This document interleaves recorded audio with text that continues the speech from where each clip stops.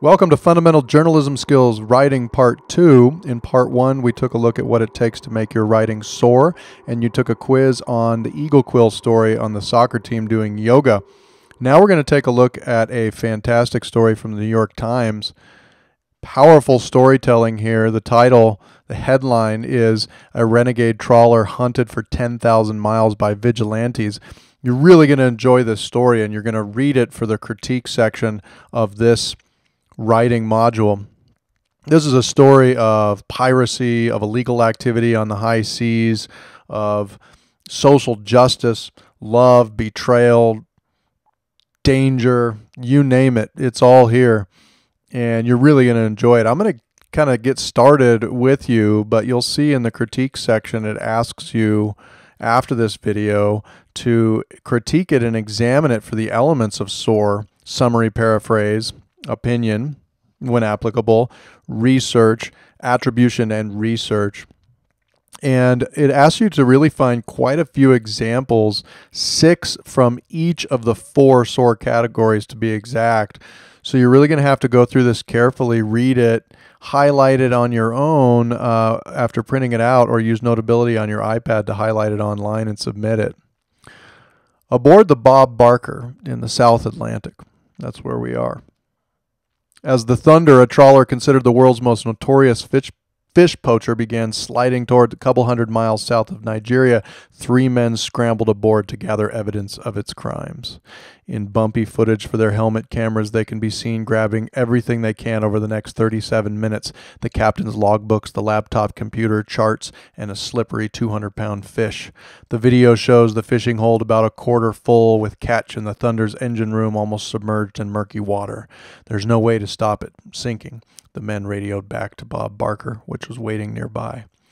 Soon after they climbed off, the Thunder vanished below. We see here fantastic storytelling coming from paraphrase and summary of interviews and observation from videos.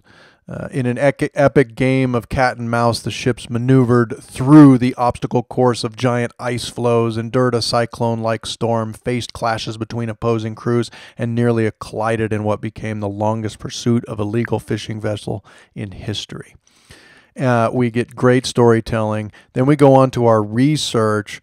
We have fish like marlin, tuna, swordfish have vanished. Interpol has issued a purple notice. A lot of research in here to give us the background of this worldwide issue here.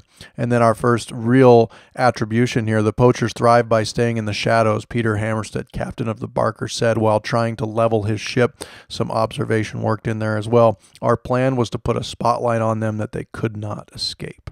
The pursuit of the Thunder until its sinking in April, pieced together from radio transmissions, interviews, ship records, and reporting on board the Bob Barker and its fellow ship, the Sam Simon, demonstrates the anything-goes nature of the high seas, where weak laws and a lack of policing allow for persistent criminality and, at times, bold vigilantism. And then back to reporting. Illegal fishing is a global business estimated at $10 billion in annual sales. So on and so forth. You get the idea. It's a back and forth here, powerful storytelling.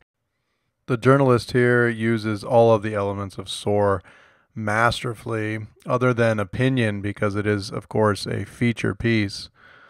But we have summary and paraphrase, attribution, and a lot of research to tell a great story about an important, timely, and intense topic. It takes a pirate to catch a pirate, as you'll learn reading this fantastic story from the New York Times. This has been Fundamental Journalism Skills Writing Part 2.